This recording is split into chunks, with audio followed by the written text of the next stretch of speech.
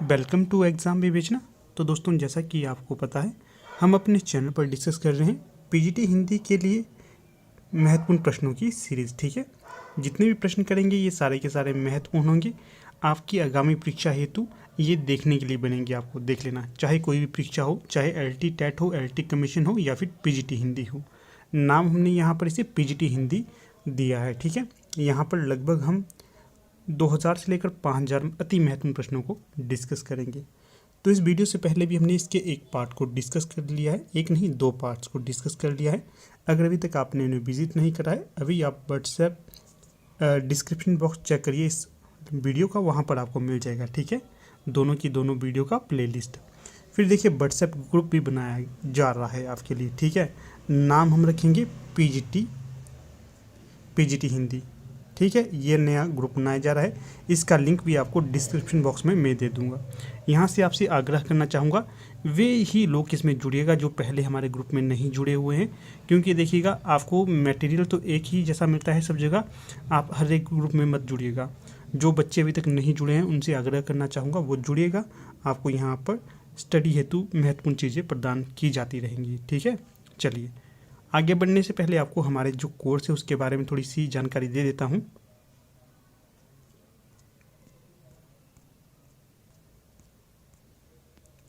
ये देखिए, अगर आप लोग अभी तक हमारे जो कोर्स चले हुए हैं एलटी कमीशन और पीजीटी हिंदी के लिए, उसमें जुड़े नहीं हो तो जुड़ सकते हैं। यहाँ पर देखिए, आपको पूरा सिलेबस कवर करवाया जाएगा। बता देता हूँ यहाँ पर क्या क्या मिलेगा आपको। रोज़ सुबह 8 बजे चैप्टर वाइज टॉपिक के अनुसार रिकॉर्डेड वीडियो लेक्चर मिलेंगे। ठीक है, रोज़ सुबह 8 बजे चैप्टर वाइज टॉपिक के अकॉर्डिंग रिकॉर्डेड वीडियो लेक्चर मिलेंगे, इस चीज़ का ध्यान रखना है आपने। फिर रोज़ लेक्चर की पीडीएफ भी मिलेगी। रोज़ टॉपिक के अनुसार टेस्ट भी होगा रात 9 बजे।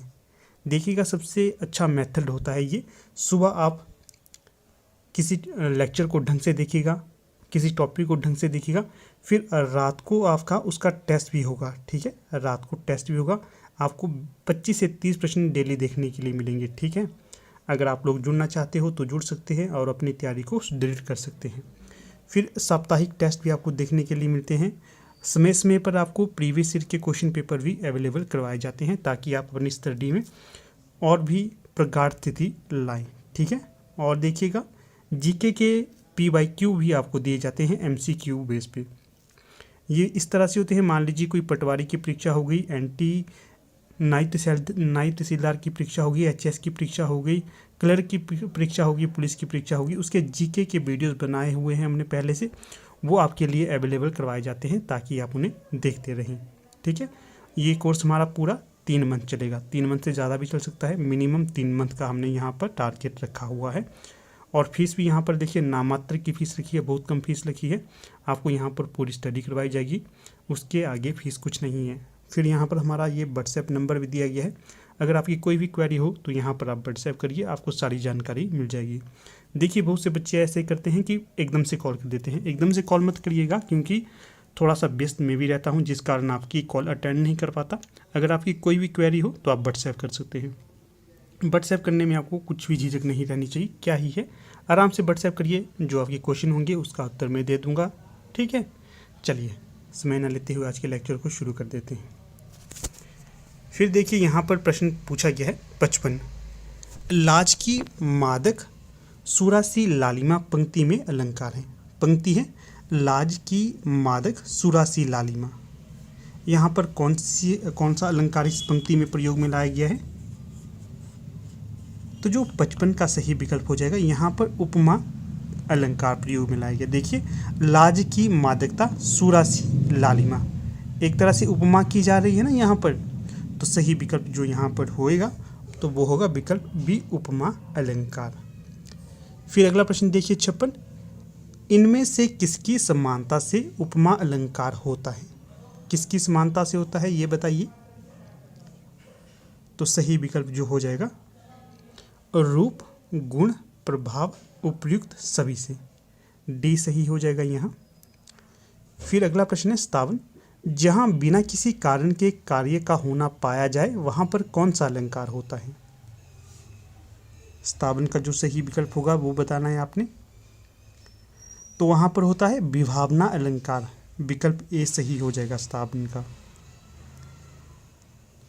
विभावना में जहाँ बिना कारण के कार्य का होना पाया जाए वहाँ पर होता है विभावना अलंकार। विकल्प ए सही होगा।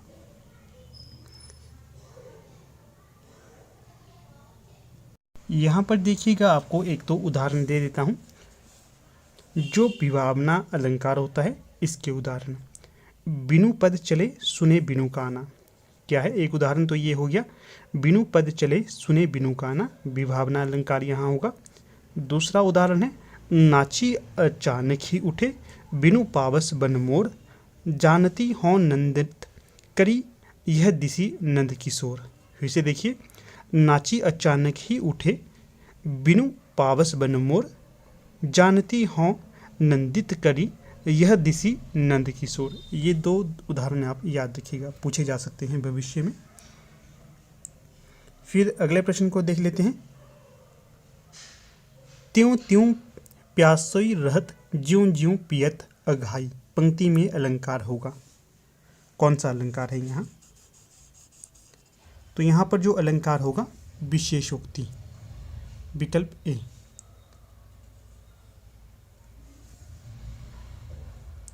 यहाँ पर विशेषता को प्रकट किया गया है, इसलिए विशेषोक्ति अलंकार यहाँ पर प्रयोग लाया गया है। 58 का जो सही विकल्प होगा विकल्प ए।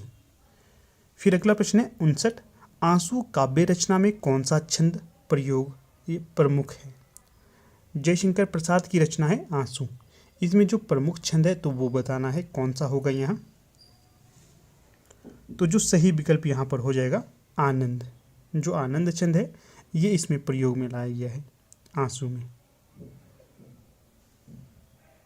तो देखिएगा, ये भी प्रश्न आपसे बन सकता है कि जो आंसू का समय कब तक स्वीकार किया जाता है? 1925 इसका समय स्वीकृत है, 1925। फिर ये भी प्रश्न बनेगा कि किसकी रचना है? जयशंकर प्रसाद की है। तो जो जयशंकर प्रसाद है इनके बारे में देख लेते हैं। जन्म जयशंकर प्रसाद का 1889 में हुआ था और मृत्यु कब हुई थी? 1937 में। माता पिता का नाम इनका देवी प्रसाद और मुन्नी देवी है। गुरु इनके मोहिनी लाल हैं और जो बाल्य नाम इनका झारखंडी है। क्या है? झारखंडी है। उपनाम इनका कलाधर है, ये भी ध्यान रखना है आपने। फिर उर्वशी, वनमिलन, प्रेम राज्य, अयोध्या का उद्धार, शोकोच्छ्वास, बब्रुवाहन, कानन कुसुम, प्रेम पथिक, महाराणा का महत्व, चित्राधार, झरना, आंसू, लहर, कामायनी इनकी प्रमुख रचना है। कामायनी का समय भी पूछा जाता है, कामायनी का समय 1935 हो जाएगा। फिर देखिए, जयशंकर प्रसाद की प्रथम कविता सावन पंचक सन 1906 में भारतेंदु पत्रिका में कलाधर उपनाम से प्रकाशित हुई थी। फिर जयशंकर प्रसाद की प्रथम छायावादी कविता थी प्रथम प्रभात, सन 1918 ईस्वी में ये प्रकाशित हुई थी और ये झरना में संकलित है। फिर बढ़ते हैं अगले प्रश्न की ओर। 60, संस्कृत के वर्णवृत्त का प्रयोग किस रचना में हुआ? तो 60 का सही विकल्प कौन सा होगा ये बताइएगा। तो सही विकल्प हो जाएगा 60 का सी, प्रिय प्रवास। जो रचना है प्रिय प्रवास, इसमें संस्कृत के वर्णवृत्तों का प्रयोग लाया गया है। ध्यातव्य ये रहेगा कि जो प्रिय प्रवास है इसका समय 1914 ईस्वी हो जाएगा। किसकी रचना है ये हरिऔध जी की रचना है, हरिऔध याद रखना है। फिर देखिएगा, साकेत पूछा जाता है, साकेत किसकी रचना है? तो ये मैथिली शरण गुप्त की रचना हो जाएगी, समय 1931 है। फिर जो कामायनी है ये किसकी रचना है? अभी बताया आपको, जयशंकर प्रसाद की है, समय 1935 है। फिर है उर्वशी, ये किसकी रचना है? उर्वशी नाम से जयशंकर प्रसाद की रचना भी मानी जाती है, समय इसका 1909 हो जाएगा। ये आपने ध्यान रखना है। फिर है अगला प्रश्न, चौपाई के प्रत्येक चरण में मात्राएं होती हैं, तो बताइएगा कितनी कितनी मात्राएं होती हैं। तो जो सही विकल्प यहाँ पर 61 का हो जाएगा, तो ये हो जाएगा विकल्प सी। चौपाई के प्रत्येक चरण में 16-16 मात्राएं होती हैं, ध्यान रखना है, अक्सर ये परीक्षा में पूछा जाता है। फिर देखिए, अगर ये प्रश्न पूछा जाए कि ये कैसा छंद है, तो ये है सममात्रिक छंद।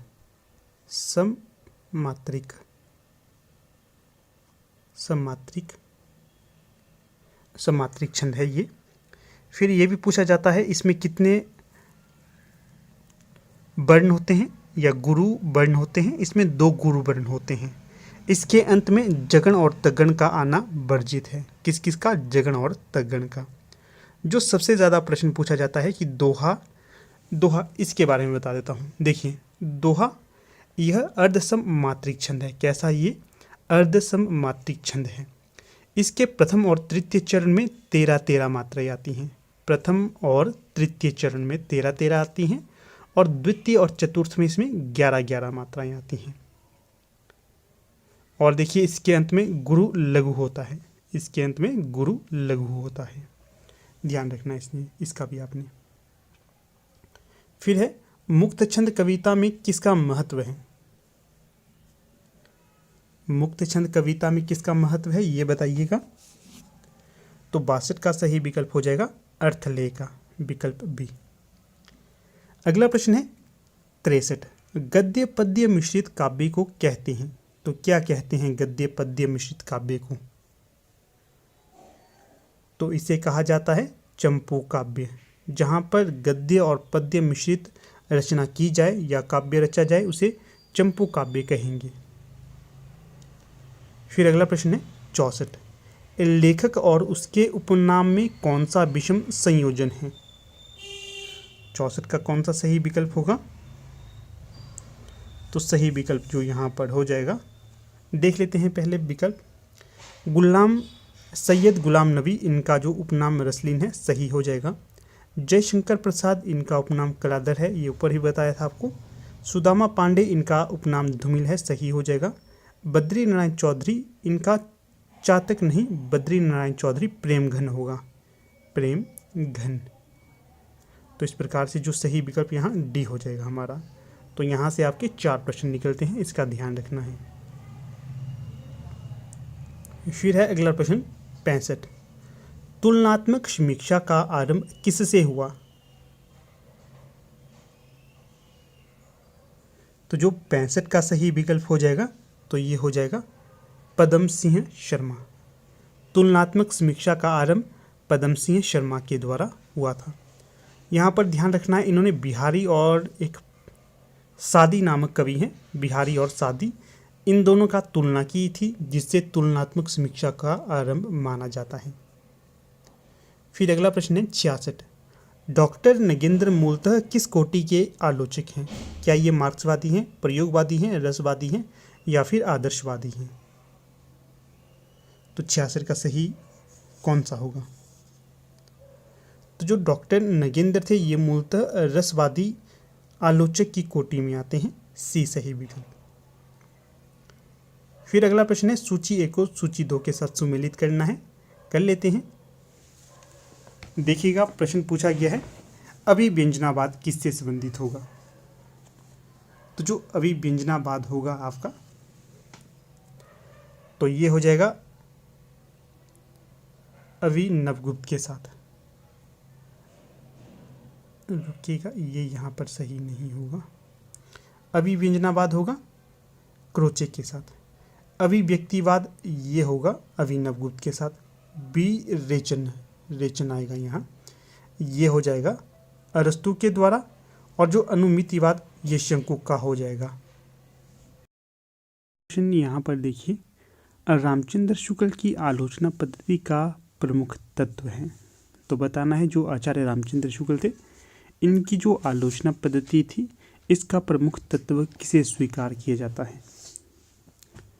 तो जो 68 का सही विकल्प हो जाएगा तो वो होगा विकल्प सी, लोक मंगल की दृष्टि इनकी आलोचना पद्धति का प्रमुख तत्व स्वीकार किया जाता है। देखिए जैसे कि आप लोग अवगत होंगे ही कि जो आचार्य रामचंद्र शुक्ल थे, इनके प्रमुख या प्रिय कवि के तौर पर तुलसीदास जी को जाना जाता है। और जो तुलसीदास थे, इनकी जो दृष्टि थी ये भी लोक मंगल की दृष्टि ही स्वीकार की जाती है। इसी आधार पर इन्होंने भी अपनी जो आलोचना पद्धति स्वीकृत की वो लोक मंगल की दृष्टि पर आधारित थी। और जो आचार्य रामचंद्र शुक्ल है, इन्हें आलोचना का सम्राट भी कहा जाता है। इन्होंने प्रमुख आलोचनाएं की हैं, जैसे कि चिंतामणि हो गई, इत्यादि इत्यादि हो गई। ठीक है, इनको याद रखना है, भविष्य में पूछे जा सकते हैं ये। फिर अगला प्रश्न है 69, बिंब के संबंध में कौन सा कथन असत्य होगा। 4 विकल्प दिए गए हैं, इनमें जो सही होगा या असत्य होगा तो वो हो जाएगा विकल्प डी। जो बिंब है यह अविद्या शक्ति के चमत्कार के कारण होता है, तो ऐसा नहीं है, ये यहाँ पर गलत हो जाएगा। बाकी जो बिंब शब्द चित्र होते हैं सही हो जाएगा। बिंब रूढ़ होकर प्रतीक बन जाते हैं, ये भी सही हो जाएगा। बिंब कल्पना को मूर्त रूप देते हैं, तो ये भी सही हो जाएगा। तो इस प्रकार से यहाँ पर आपके 4 प्रश्न इसके भी बन जाते हैं। ठीक है, एक प्रश्न से चार प्रश्न निकल रहे हैं, कितना महत्वपूर्ण होगा ये आप देख सकते हैं। फिर देखिए, अगर इसका आपको PDF चाहिए तो आप हमारा जो व्हाट्सएप ग्रुप है बना हुआ PGT हिंदी वालों के लिए, तो आप उसे ज्वाइन कर सकते हैं। फिर से कहूँगा कि जिन्होंने अभी तक हमारा कोई ग्रुप ज्वाइन नहीं किया है तो वही इस ग्रुप को ज्वाइन करिए, क्योंकि देखिए बहुत से बच्चे हर एक ग्रुप से जुड़े होते हैं। तो आप लोग जो मुख्य आपका विषय है या मुख्य जिस पर आप स्टडी करना चाहते हैं उसी से रिलेटेड ग्रुप में जुड़ना, तभी आपको लाभ मिलेगा इसका। LT प्लस अर्थात LT कमीशन और PGT हिंदी वाले सेम है, तो वो आप जुड़ सकते हैं। फिर देखिएगा अगला प्रश्न 70, स्वच्छंदतावाद की मुख्य प्रवृत्ति है, तो बताइएगा कौन सी स्वच्छंदतावाद की मुख्य प्रवृत्ति है। तो 70 का जो सही विकल्प हो जाएगा विकल्प बी, व्यक्तिकता। ये स्वच्छंदतावाद की मुख्य प्रवृत्ति रही है। बाकी सौंदर्य, अतिकल्पना, यथार्थवादी दृष्टिकोण, ये तीनों की तीनों इसकी प्रवृत्ति या फिर विशेषता के अंतर्गत नहीं आती है। बाकी ये सही हो जाएगा 70 का बी। अगला प्रश्न है यहाँ पर 71, रस को काव्य की आत्मा घोषित करने वाले आचार्य हैं, कौन होंगे ये। तो 71 का सही विकल्प हो जाएगा यहाँ पर आचार्य विश्वनाथ।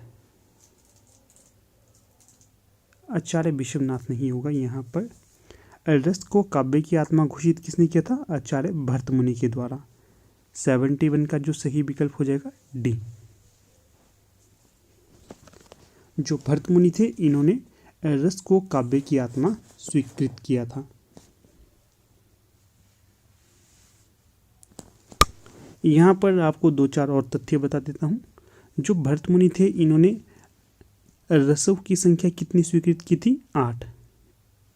और बाद के जो आचार्य रहे उन्होंने रसों की गिनती 9 मानी। इन्होंने जो शांत रस को स्वीकृत नहीं किया था आचार्य भर्तमुनि ने। ठीक है, ये भी ध्यान रखना है, कौन सा शांत रस को स्वीकृत नहीं किया था। भर्तमुनि की रचना का नाम नाट्यशास्त्र है और 3री शताब्दी के आसपास भर्तमुनि स्वीकृत किए जाते हैं। और नाट्यशास्त्र में शांत रस का वर्णन नहीं किया गया है, ये भी पूछा जाता है। तो सही विकल्प यहाँ पर 71 का डी हो जाएगा।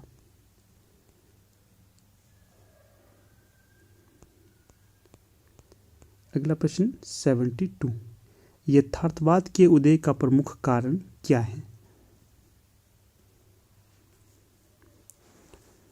तो इसका जो प्रमुख कारण रहा था अति कल्पना का विरोध।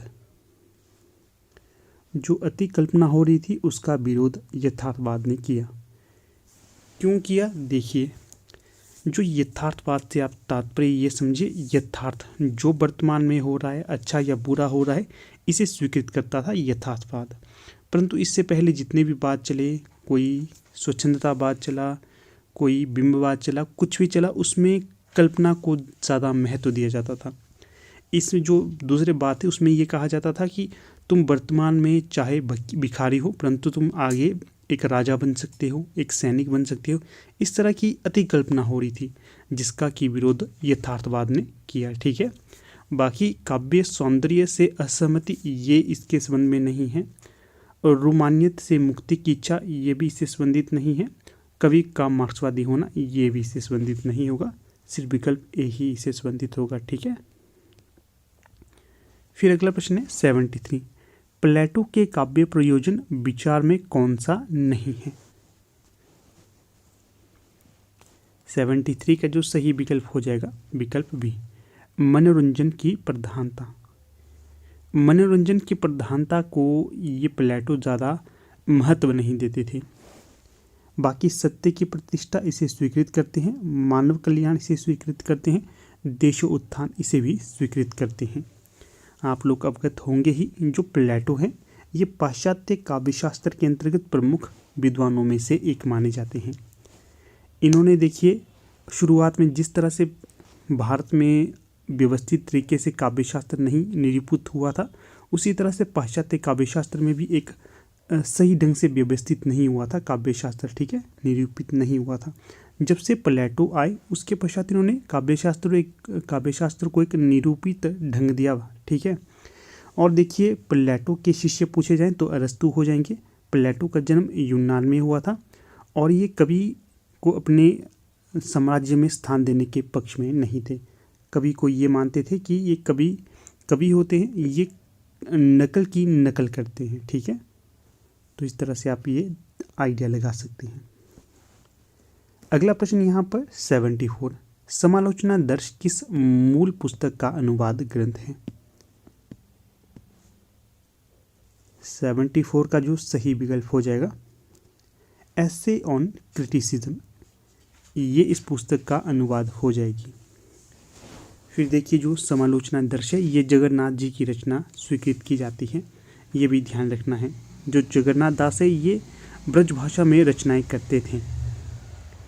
अगला है 75, 8 रस मानने वाले आचार्य हैं। देखिए अभी ऊपर मैंने आपको ये बताया था, यहाँ पर ये प्रश्न आ गया कि जो भरत मुनि हैं ये 8 रस स्वीकार करते थे।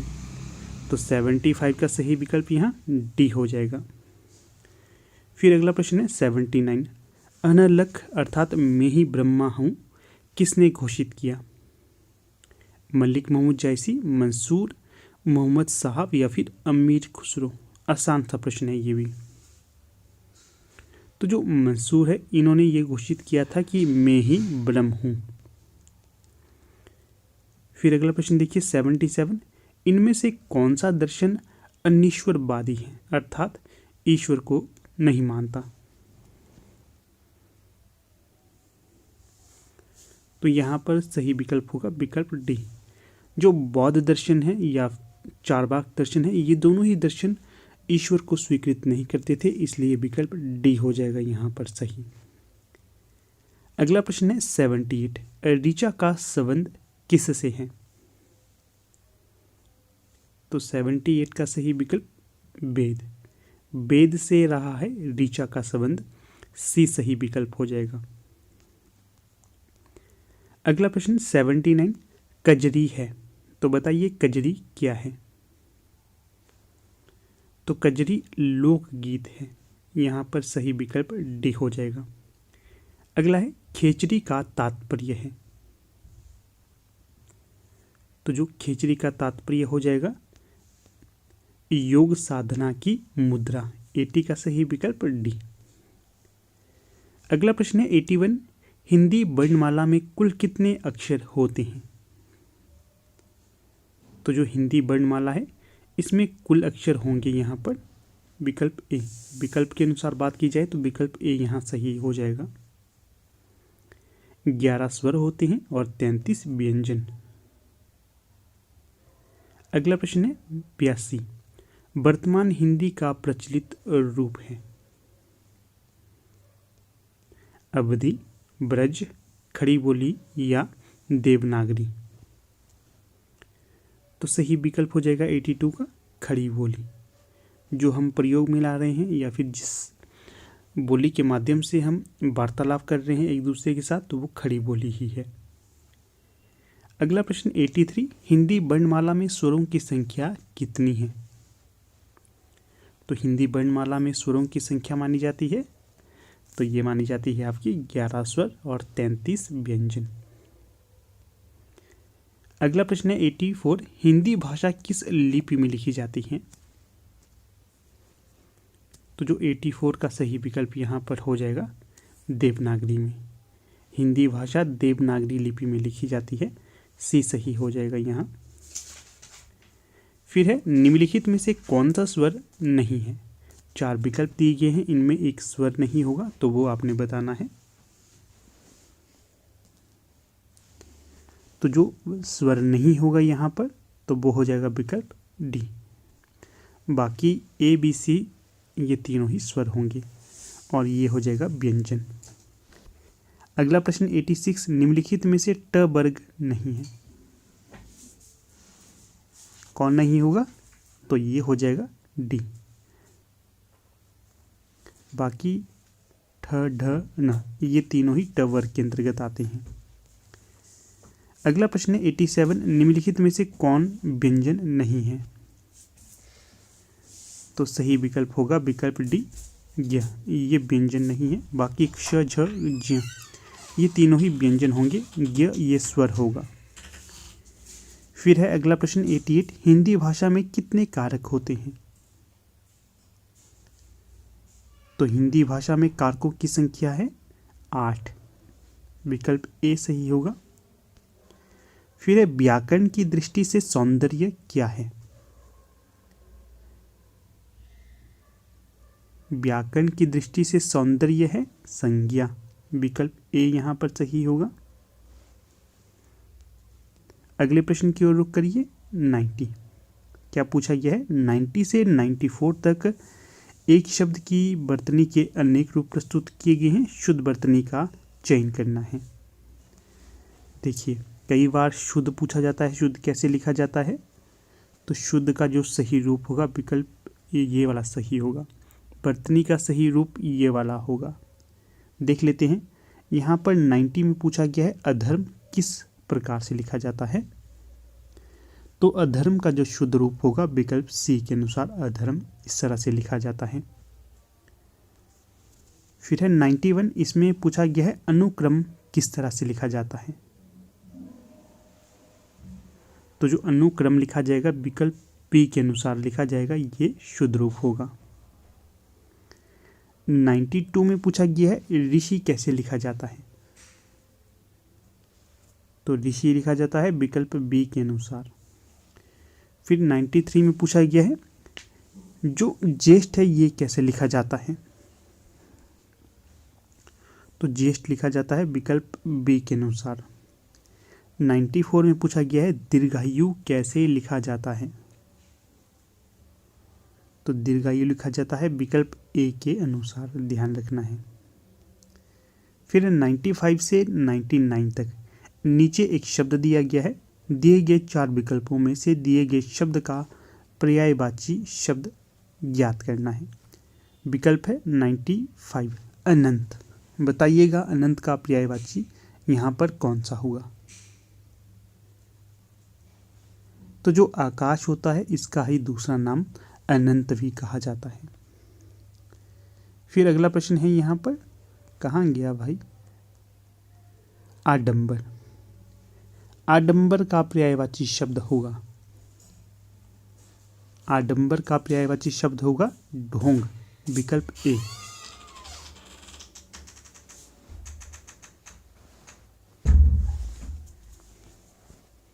फिर अगला प्रश्न है कपाल। कपाल का पर्यायवाची क्या होगा? तो 97 का सही विकल्प हो जाएगा माथा। कपाल माथे को भी कहा जाता है।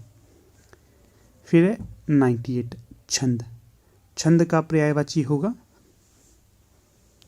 तो जो छंद का पर्यायवाची हो जाएगा पद, विकल्प। देखिएगा प्रश्न है 99, ऐश्वर्य का पर्यायवाची क्या होगा? संपदा। ठीक है, डी सही विकल्प हो जाएगा यहाँ। फिर थोड़े से और भी यहाँ पर बता देता हूँ आपको कौन कौन से होने चाहिए, रुकिए। देखिएगा ऐश्वर्य शब्द के पर्यायवाची होंगे, संपदा तो होगा ही होगा, ईशा, बहुमा, संपत्ति, भवभूति, शक्ति, विभूति, धन इत्यादि। फिर चलते हैं अपनी पीडीएफ की ओर। अगला प्रश्न है, देखिए यहाँ पर 100, अति का पर्यायवाची क्या होगा? तो जो अति का पर्यायवाची हो जाएगा अल्प, विकल्प सी यहाँ पर सही हो जाएगा। ठीक है, तो कुछ इस प्रकार से यहाँ पर ये आज का हमारा लेक्चर रहा। मुझे पूर्ण आशा है ये आपके लिए काफ़ी ज़्यादा बेनिफिशियल साबित होगा। हर एक परीक्षा, चाहे पीजीटी हिंदी लीजिए, एलटी कमीशन लीजिए, एलटी टेट लीजिए, यहाँ पर आपसे ये प्रश्न बनेंगे। इन प्रश्नों को भविष्य में संजो के रखिएगा। जितना ज़्यादा हो सके नोट करते रहिए।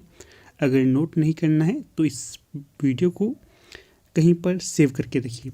जैसे कि आपको पता है ये प्लेलिस्ट में भी सेव हो जाती है।